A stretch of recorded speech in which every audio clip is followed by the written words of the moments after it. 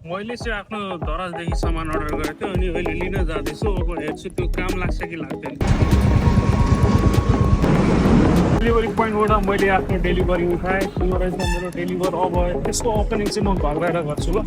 Finally म घर लिएर आइसकेँ। मेरो डेलिभरी तलबाट आएको छ जुन। तर यो खोल्नुभन्दा अगाडि म एउटा कुरा भन्न चाहन्छु हजुरलाई। यो चाहिँ एकदम इम्पोर्टेन्ट कुरा हो। यो चाहिँ प्राय क्रिएटरहरूले चाहिँ रिलेट गर्छन्। जब पनि हामी भिडियो बनाउँछौँ, भिडियो सुट गर्छौँ, हाम्रो पछाडिको क्यामेरा, ब्याक क्यामेरा एकदम इम्पोर्टेन्ट हुन्छ। किनकि यहाँदेखि हाई क्वालिटी भिडियो आउँछ comparing to front camera.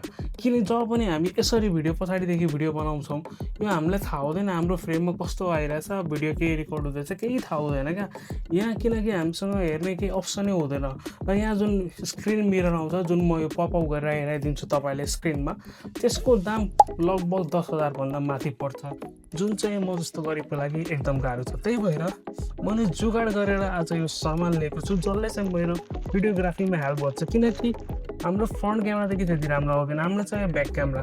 While recording we can't see ours. So त्यही जुगाडको लागि मैले आज मगाएको छु। अनबक्सिङ गरौँ न।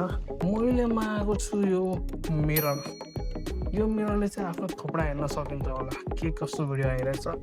हेर्दाखेरि चाहिँ अहिले यसको लाइक पुरै क्लिन त छैन, हल्का स्क्र्याच लागेको जस्तो लागिरहेछ। But at least I can see myself. Cover remove गरेपछि चाहिँ finally I can see myself and record. यस मलाई अन्दाजा त हुन्छ नि।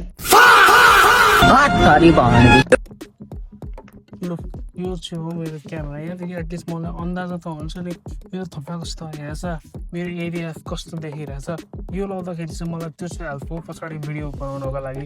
इन्स्टेड अफ इन्भेस्टिङ अलमोस्ट 16,000 रुपियाँ, त्यो चाहिँ कामको कुरा छ। पछाडि at least I can see myself. त्यो सफा छैन, अर्डर गरेको क्लिन छैन, तर but still I can use it for video recording. भन्न सक्छु मेरो मुख कस्तो आइरहेछ, मेरो ब्याकग्राउन्ड कस्तो आइरहेछ। So it is very useful for me.